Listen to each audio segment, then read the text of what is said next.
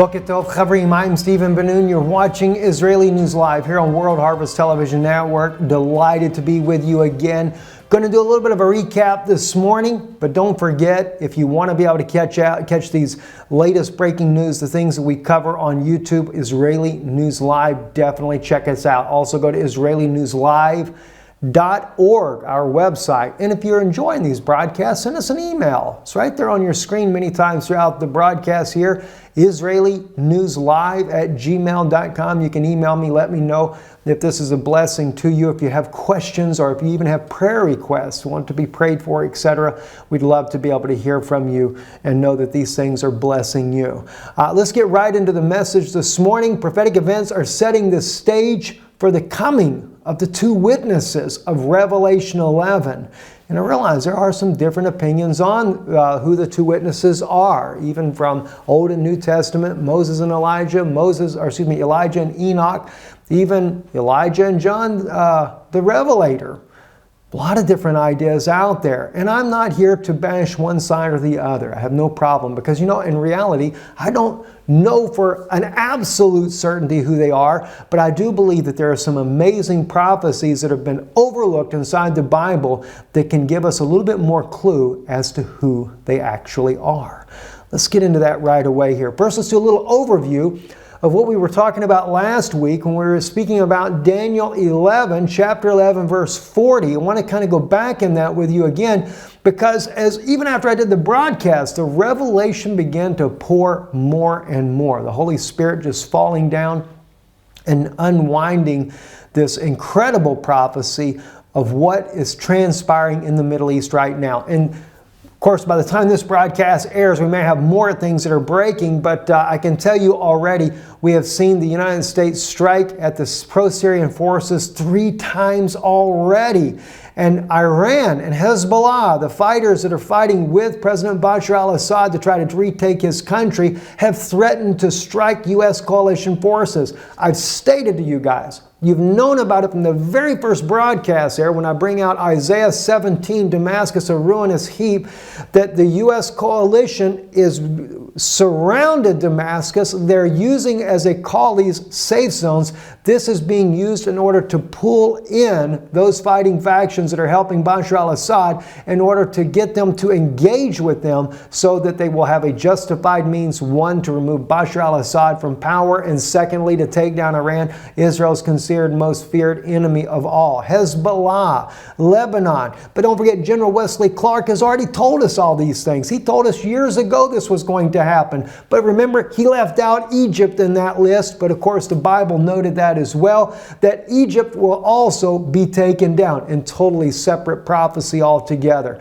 Now, let's read Daniel chapter 11, verse 40. And at the time of the end shall the king of the south push at him, and the king of the north shall come against him like a whirlwind with chariots and with horsemen and with many ships. And he shall enter into the countries and shall overflow and pass over. As we look at the Hebrew on your screen, that is in red as you're seeing that right now. Those of you that can read Hebrew will understand what it says, but I'm going to read it. Imo melech hanegiv. All right, the first word outside of the red to the right there is itanagach, which is the pushing. So it's push. It says he, and it's got the yod with the dagish underneath that. That's he pushes with him.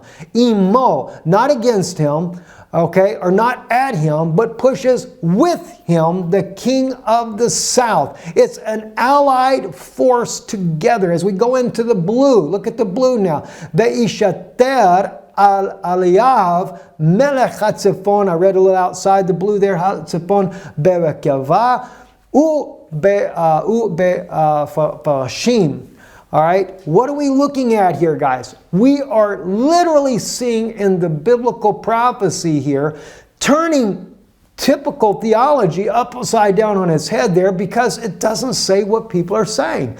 Clearly in the Bible it says that they're going to overflow the lands, plural. Ba'atzot is what's written in Hebrew there, and that's what caught my attention. But what I missed on it when I spoke to you last week, I knew that the fact that the king of the north and the king of the south is pushing with him. They're working together to remove the enemies of Israel from around its borders. All right, now listen, I'm not for a loss of life. I believe that, prophecy can be there. Doesn't necessarily mean it's the best thing in the world. Just like Hezekiah was told to put his, house in order by the prophet Elijah because he was going to die. But then he turned his face to the wall and he prayed sincerely that God would spare his life. And God did. He spared his life 15 more years. All right, so just because of prophecy is there doesn't mean that things can't be turned around. But unfortunately, there is a lot of bitterness in the Middle East. And as we spoke about Isaiah 17, remember when the first broadcast, if you ever caught it, if you didn't, look up, go back to World Harvest Television Network there, look up our first broadcast on Isaiah 17. We find out that Damascus has been a fortress for Ephraim, that were the first believers as Yeshua as their Messiah, Jesus as their Messiah. These were the first believers. The oldest church known in the Middle East is the oldest churches are from Damascus. And that's one reason why I can't help but wonder if the U.S. coalition is not trying to get a hold of Damascus in order to find those ancient documents, a trove of information that some people in this world do not want you to know about. But anyhow, so the thing is they're pushing together. He's pushing with him to overtake. But as you notice, though, he goes over him. But in the scripture, it says with his chariots and with his horsemen. All right? And what's fascinating to know is that if you look at this in biblical prophecy, the United States has achieved the ability to drop the Humvees, even tanks from the C-130s or the C-17, I believe, called the Guerrilla aircraft. They're able to drop these out of the back of the plane, and of course the paratroopers to go along with it. And Humvees is like a modern day chariot. So if he goes over him, what is he doing? He's flying over him. He pushes with him, the king of the south. By the way, the word for south is not Negev either. That's what's really fascinating as well. You don't say south and say Negev. Negev is the Negev desert in Israel, the southern desert in modern day Israel, ancient Israel as well. That's how we know the king of the south is Israel today. It's an Israeli leader. The king of the north is I won't say who. I have my opinion, but I don't want to throw that out there on this here. But there is a king that is running the U.S. coalition. And it's not Donald Trump. I don't believe that for a moment. We know that there is a shadow government. We've had too many presidents talk about it. Former presidents of the United States had spoken about the shadow government, the elites that are controlling the United States. So we know that that's a reality. But there is someone there in the background. And you got to remember, this forces, let's say, for example, we look at Britain. Britain does have a king. And Britain is in Daniel's prophecy, chapter 11, verse 39, when it speaks about that empire that worked with a foreign god. There's your king of the north. Not necessarily the crown itself, but something in behind that which controls the United States, which controls the European Union, which controls the NATO forces. There's your king of the north. And according to biblical history, back when Israel was a nation, the king of the north always was a Roman or a Greco king from Europe. All right, there's where your king of the north is. And they are allied together. And what are they doing? They're going to come, he pushes with him, and finally that coalition comes over Israel with planes, dropping out the chariots, as you can see here. Not only dropping out the chariots, dropping out the horsemen as they come over like a storm. Whirlwind, literally in Hebrew, it's a storm. They're coming over like a storm. If you've ever seen the pictures and when they come over and drop out all that stuff, it looks like clouds of human beings because of the fact of all the parachutes that are being dropped out as well. And what does he say too? Comes in with many ships, right? Well, we already know now that the military, the NATO militaries all have these huge ships that can drop out their armored personnel vehicles there. Again, more chariots, drop them out in the ocean. And even though they got tracks and all that heavy steel, those rascals actually float. and work their way into land. Amazing, amazing. And as we mentioned already too, and I just kind of reshare this again with you, as a Russian insider brought about, the U.S. was setting up a second base inside of southern Syria. Now, Foreign Minister Lavrov had argued that these were illegal, what the U.S. coalition is actually doing. When I say coalition, that's the British, that's the Norwegians, now Germany. Imagine that. Did you notice, and I don't have the article in front of me right now, but did you notice recently how that Germany began to push for taking their military out of Turkey from the Incirlik Air Base there where the U.S. is stationed at and moving it to Jordan, citing that the Turkish would not allow their people to inspect their military while they were there in a not too long ago incident. Well, let me tell you something. That's nothing but a staged event. The whole fact of the coup of Turkey was staged. And the reason why they have staged it, they've made Turkey look like the bad guy, but he's a NATO partner. What did Erdogan do when President Trump sent over those cruise missiles and struck the Syrian military? He applauded, he cheered, and he said to President Trump, "You should have done more." Showed his true colors, didn't it? Well, in Israeli News Live on our YouTube channel, you find out about this type of information. Because back when the coup happened, we had the inside information that it was a staged event from the very beginning. What was it to do? It was to take and to bring in an alliance with Russia in order for Turkey to be able to bring their military into the northern part of the border. They keep making themselves look like they're at odds with the United States, but they're not. They're not at odds with NATO. They've only been promised a great deal in the New World Order if they do the dirty work. Well, you know what? The guy's doing a great job at it. Erdogan's doing a lot of work, the dirty work there. At any rate, though, Germany was able to move now their fighters down to Jordan. What's it going to be used for? It's part of an attack that they're going to use not only on Damascus, but against Iran as well, to bring down the rest of Syria, and that's when we'll see Isaiah 17 being fulfilled. All right, so we saw that the bases, we brought this out in our last broadcast, this very article right here. First, U.S. unilateral installed itself on the Syrian territory at Al-Tanf together with rebels it trained in Jordan and pays from its own pocket. Then the U.S. bombed and killed Syrian troops on the Syrian territory, advancing in the general direction of the U.S. base in Syria. The U.S. then proclaimed a 55-kilometer exclusion zone for Syrian troops around its base in Syria. The U.S. then proclaimed itself threatened just by the Syrian army sitting outside the 55-kilometer no-go zone and brought in more U.S. personnel. Reportedly, there are now 150 Americans occupying Al-Tanf. This was reported by the Russian insider. All right, and it's, believe me, this escalated a lot since this article here that came out on June the 4th, 2017. A lot has escalated since then. And it's constantly, and like I said, who knows, by the time the article appears, we air this, it could be a full blown out war. And of course, Iran has threatened to hit the U.S. positions. And finally, according to American intel, that Iran actually sent a drone over that was armed. And again, a third skirmish breaks out. The U.S. striking again the Iranian forces that are fighting for the pro-Iranian, pro-Assad forces. The Iranians were striking as well. All right, now I want to back up just a little bit, set a little bit of stage before we get into the two witnesses here. And I know we're about halfway through our broadcast now, but I want to share with you some prophecies. I brought these out on Israeli News Live 2 years ago.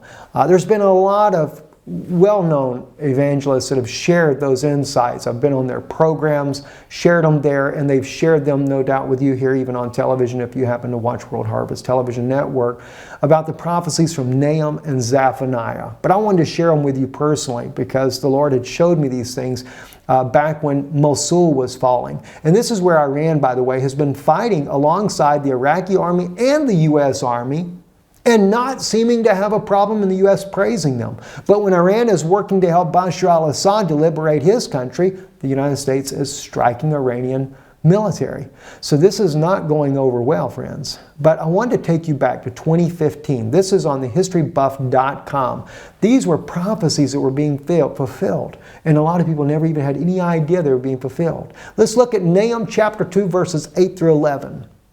But Nineveh is old like a pool of water, Yet they shall flee away. Stand, stand, shall they cry, but none shall look back. Take ye the spoil of silver, take the spoil of gold, for there is none end to the store, and the glory out of all the pleasant furniture. She is empty and void and waste, and the her heart melteth, and the knees smite together, and much pain in all the loins, and the faces of them all gather blackness. Where is the dwelling of the lions and the feeding place of the young lions? Where the lion, even the old lion, walked, and the lions whelped, and none made them afraid. Also looking here on your screen here, ISIS is both profiting off of destroying archaeology, and archaeologists explain how cultural heritage gets caught in the crosshairs. Even over here on the express.uk on April 7, 2016 revealed Islamic State making hundreds of millions selling antiques on eBay.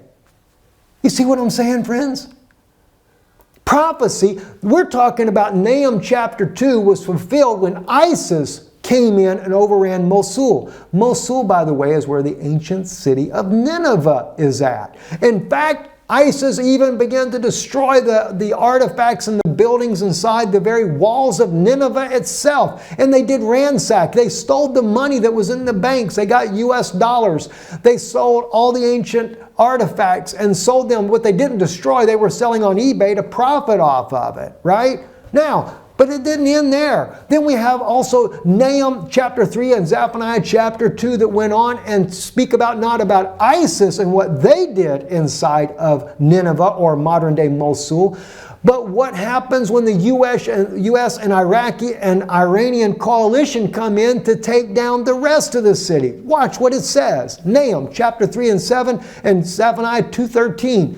And it shall come to pass that all they that look upon thee shall flee from thee, and say, Nineveh is laid waste. Who will bemoan her? Whence shall I seek comforters for thee? Zephaniah says, and he will stretch out his hand against the north and destroy Assyria, and will make Nineveh a desolation and dry like a wilderness. I mean, guys, come on. We are seeing that prophecy fulfilled in modern days. All right, there might be some that would argue, okay, Nineveh was destroyed. Well, it wasn't destroyed during the time of Jonah, I can tell you that, because they repented in sackcloth and ashes. But it also mentions Assyria. Assyria, by the way, if you look at the borders of the ancient map, includes modern-day Syria and northwest Iraq. Isn't it odd that this entire region is engulfed in a war? Sure it is. But what's happening? What's happening with all these wars that are happening there in the Middle East? It's only setting the stage for the coming of the two witnesses. Let's begin to break it down. Revelation chapter 11. This is where it opens up the scene. And there was given me a reed like unto a rod. And the angel stood saying, Rise and measure the temple of God and the altar and them that worship therein.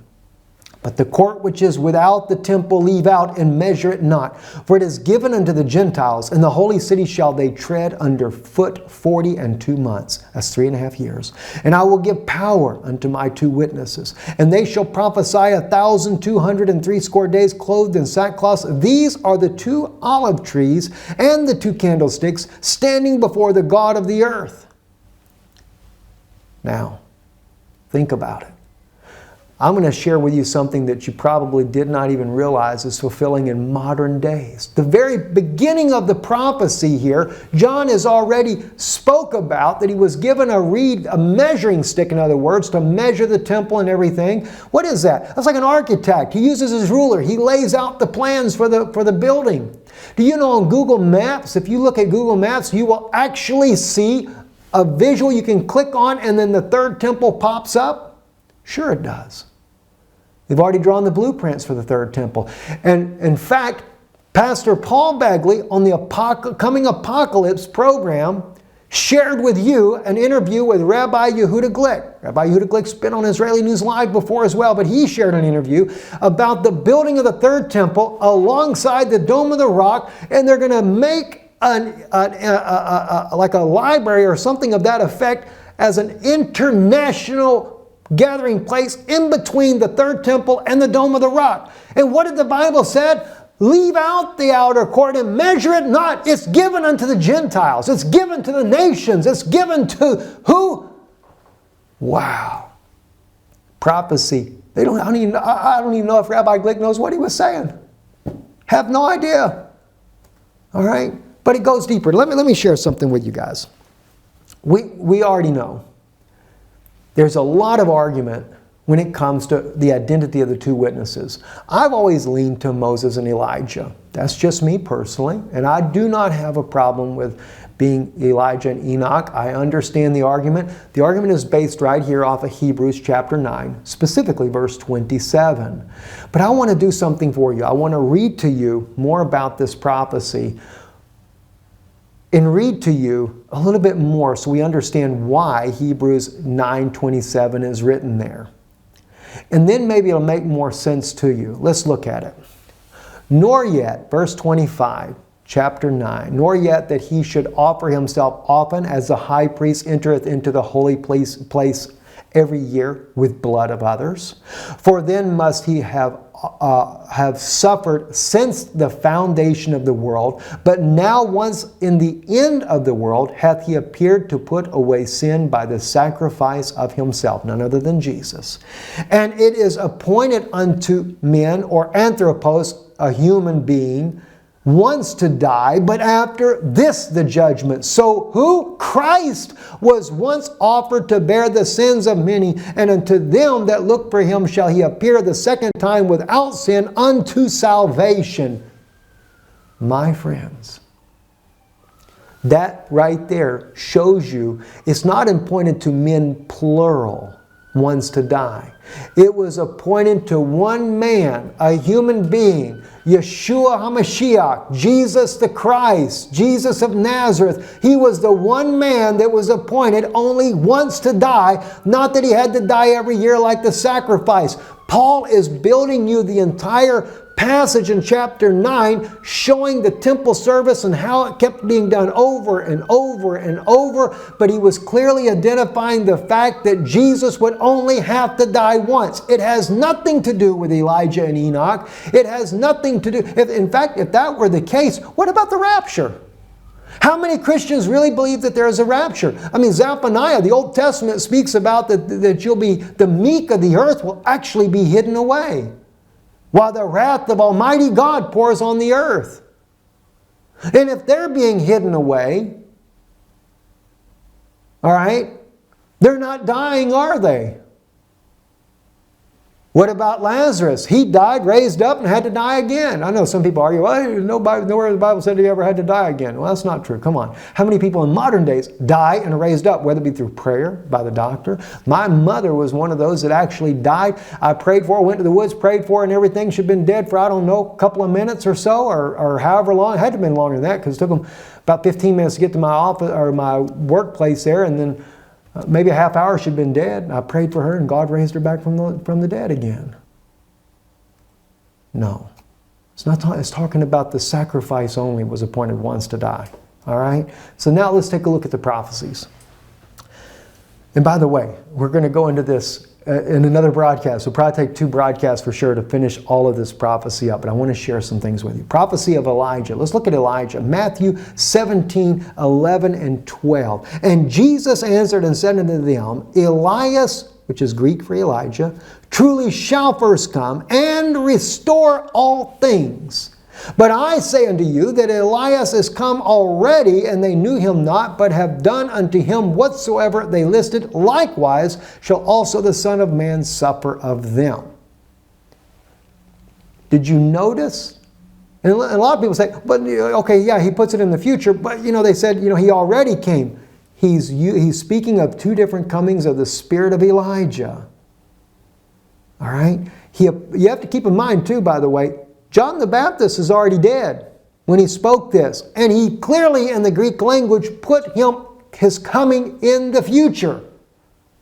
And then he also said to them, which they understood that he meant that it was John the Baptist, because they asked him the question, doesn't the scripture say that Elias must first come? And Jesus said, he's already come. See, he already come. You just didn't realize he'd already come. But he says he shall truly come. He's going to come, a future coming. Right? Now, he also does, there's another beautiful prophecy. And I'm going to share 2 things with you. Malachi 4 and also Luke chapter 1, verse 17, to show you that it's only part of it is being fulfilled. Let's look at verse Luke. And he shall go before him in the spirit and the power of Elijah, to turn the hearts of the father to the children, and the disobedient to the wisdom of the just, to make ready a people prepared for the Lord. Now jumping over to the other side of the screen, let's look at Malachi 4, verses 4 to 6. Remember ye the law of Moses my servant, which I commanded unto him in Horeb for all Israel with the statutes and judgments? Behold, I will send you Elijah the prophet before the coming of the great and dreadful day of the Lord. And he shall turn the heart of the fathers to the children, and the heart of the children to their fathers, lest I come and smite the earth with a curse. Did you notice, if you're looking at Luke 1:17 and you're looking at Malachi, both of these prophesying of the coming of Elijah, John the Baptist, it was speaking of at his birth, that he was there to be the forerunner to the father, turn the hearts of the fathers to the children, but he doesn't mention that he turns the heart of the children back to the fathers. But Malachi prophesies of Elijah doing two things, turning the heart of the fathers to the children and turning the heart of the children to the fathers. And he speaks about, lest I smite the earth with a curse. Speaking of a day of burning and fire. Well, the earth didn't burn up when John was here, did it? No, it didn't. But John did fulfill half of Malachi's prophecy. He did turn the heart of the fathers to the children. And some people might say, what is the heart of the fathers to the children? Abraham, Isaac, and Jacob. Right? And what was the heart's desire of the fathers? Abraham, Isaac, and Jacob. Abraham says, I'm looking for a city whose builder and maker is God. He was looking for the coming of the Mashiach, the coming of the Messiah, Yeshua. So was Isaac, so was Jacob, so was Joseph. Joseph's life perfectly types out Yeshua the Messiah. I'll have to do a message here for you guys. It is so deep what his life types out. It is amazing, the prophecy, the prophetic insights that you'll see there, far beyond even that of what the scholars have ever taught you thus far. And just to kind of give you one little tidbit on Joseph there. When Joseph put his cup inside of their sack, and they found their cup in his sack, he overtook him and says, why did you take my cup? Do you know why he did that? Benjamin was the innocent child. Why did he do it to the innocent child? It was a prophecy that Yeshua, Jesus, would be rejected at the communion table, and it would be the Benjamites as well that would do so in the future. Yeah, Jesus was rejected in his mother's womb. Where at? At the hotel, when Joseph tried to get her a place to have the child in a better environment, but instead had to go down to the stable to have the baby instead. Where did they find their money the first time Joseph put their money back in their sack and sending them back home? They stopped at a hotel, and when he went down to the barn to put the mules there, he opened up a sack and found his money in the sack. What do you know? Why? Because you rejected Jesus when he was in the womb of his mother at the hotel. That's why it happened there. A lot of insights. Gosh, guys, we are out of time. I love you so much. We'll pick up on this next week.